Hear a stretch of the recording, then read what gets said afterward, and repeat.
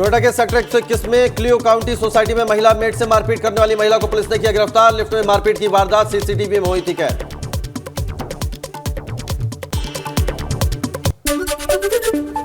फिरोजाबाद के medical college में छात्र की आत्महत्या का मामला। प्रदेश सरकार ने प्रिंसिपल संगीता अनेजा को उनके पद से हटा दिया। विभाग के अध्यक्ष डॉक्टर बलबीर सिंह को बनाया गया कार्यवाहक प्रिंसिपल।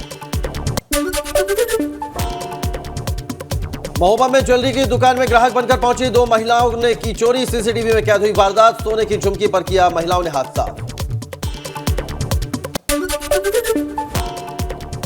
सीतापुर के रेउसा इलाके में मजदूरों से भरी बस अनियंत्रित होकर पुलिया से नीचे गिरी। हादसे में 35 मजदूर घायल, 5 मजदूरों की हालत गंभीर। अस्पताल में सभी भर्ती।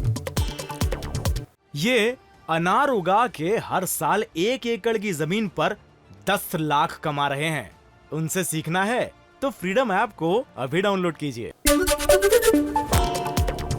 मैनपुरी में 50,000 के नामी बदमाश को पुलिस ने किया गिरफ्तार। 2020 में डकैती की वारदात को दिया था अंजाम। गैंगस्टर एक्ट का भी मुकदमा हुआ था दर्ज।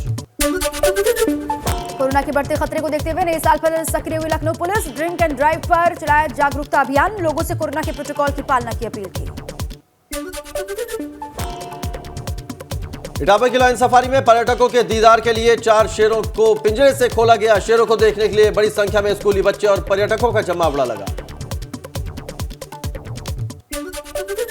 हापुड़ में आरएलडी के राष्ट्रीय महासचिव त्रिलोक त्यागी का बयान। 2024 का लोकसभा चुनाव भी गठबंधन के साथ मिलकर लड़ेंगे।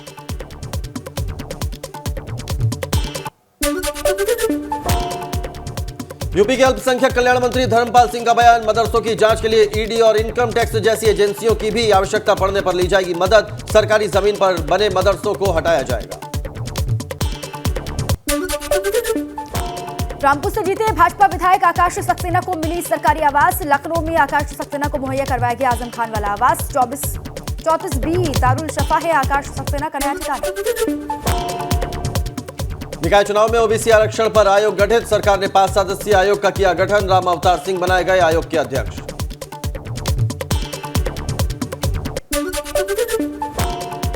ओबीसी आरक्षण के लिए आयोग का गठन होने पर बोले मंत्री धर्मवीर प्रजापति। इस विषय पर मुख्यमंत्री गंभीर हैं। आयोग में जो भी नाम आए हैं बुद्धिमत्ता से तय किए गए। निकाय चुनाव में ओबीसी आरक्षण के लिए गठन आयोग पर बोले डिप्टी सीएम केशव प्रसाद मौर्य। पिछड़े वर्ग के भाई बहनों के साथ खड़ी है सरकार। ब्रजेश पाठक का ये बयान। पीएम मोदी की मां हीराबेन की तबीयत खराब। पीएम मोदी ने अहमदाबाद के यूएन अस्पताल में मां हीराबेन से मुलाकात की। मां से मिलकर स्वास्थ्य की जानकारी ली।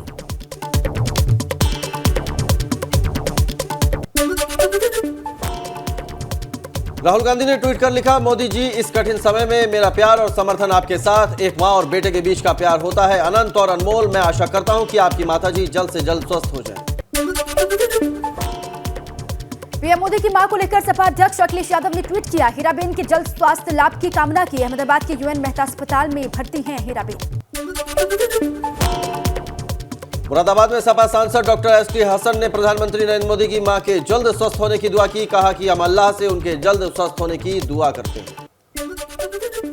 वाराणसी में पीएम की मां हीराबेन के स्वास्थ्य के लिए अनुष्ठान किया गया। काशी के विद्वानों ने किया महामृत्युंजय का पाठ। 11 ब्राह्मणों ने किया 11,000 मंत्रों का जाप।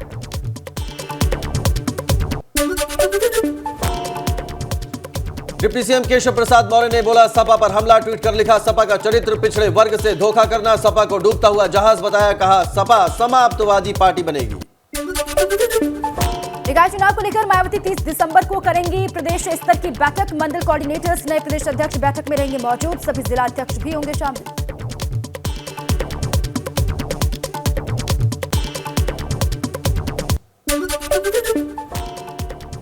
कानपुर से सपा विधायक इरफान सोलंकी की बढ़ सकती है मुश्किलें। पुलिस खोल सकती है साल 2014 में हुए मेडिकल कॉलेज कांड की फाइल। पुलिस ने जूनियर और सीनियर डॉक्टरों पर बरसाए थे डंडे।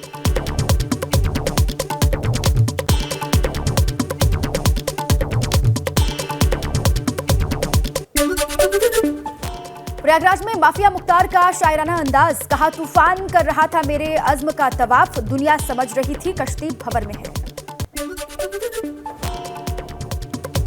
मुख्तार अंसारी के शायराना अंदाज पर डिप्टी सीएम केशव प्रसाद मौर्य का बयान। गुंडई के दम पर सब कुछ बदलने वाला युग खत्म। अब योगी और मोदी सरकार का युग।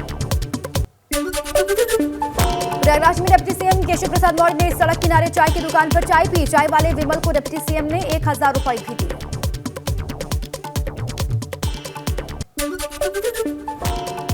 अमरोहा में मंत्री जितेंद्र सिंह ने दलित परिवार के घर किया भोजन। मंत्री का दलित के घर भोजन करना बना चर्चा का विषय। कानपुर में कांग्रेस के राष्ट्रीय सचिव नीलांशु चतुर्वेदी ने भाजपा पर बोला हमला। कहा भारत जोड़ो यात्रा को भाजपा के पास इसका कोई जवाब नहीं है। अब नहीं चलेगी भाजपा की झूठ वाली दुकान। गाजीपुर में एक निजी स्कूल में संगोष्ठी कार्यक्रम का हुआ आयोजन। बलिया के सांसद वीरेंद्र सिंह मस्त हुए शामिल। कहा राष्ट्रीय शिक्षा नीति 2020 के लागू होने से भारत विश्व गुरु बनने की ओर अग्रसर। भाजपा सांसद रामशंकर कठेरिया ने औरैया में की पंचायत में ग्रामीणों की समस्याओं को सुना। पंचायत में हर विभाग के अधिकारी मौजूद रहे।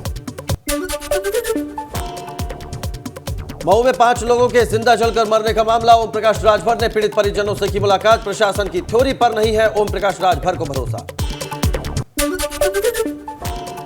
एबीपी गंगा के खास कार्यक्रम प्रयागराज महापंचायत में बोले डिप्टी सीएम केशव प्रसाद मौर्य। जीतने वाले मुस्लिम कार्यकर्ता को देंगे टिकट। मुस्लिम हमारे खिलाफ नहीं है। यूपी में निवेश को लेकर बोले सिद्धार्थनाथ सिंह। हमने 7.5 लाख का एमओयू किया साइन। विदेश दौरे पर जाकर 24 करोड़ जनता के विकास की बात की।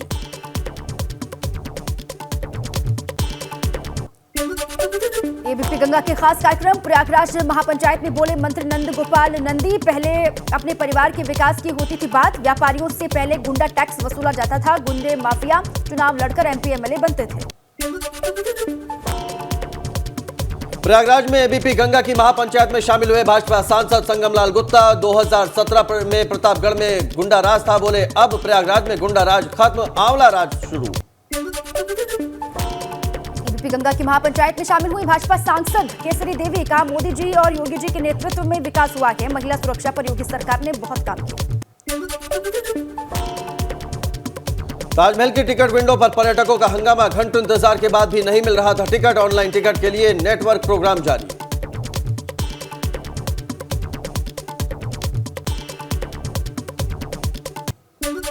संभल में कानूनगो को एंटी करप्शन टीम ने रंगे हाथों पकड़ा। जमीन की पैमाइश करने के नाम पर ले रहा था 10,000 की रिश्वत। लंबे समय से मिल रही शिकायतों को देखते हुए एंटी करप्शन टीम ने यह कार्रवाई की। ये अनार उगा के हर साल 1 एकड़ की जमीन पर 10 लाख कमा रहे हैं। उनसे सीखना है तो फ्रीडम ऐप को अभी डाउनलोड कीजिए।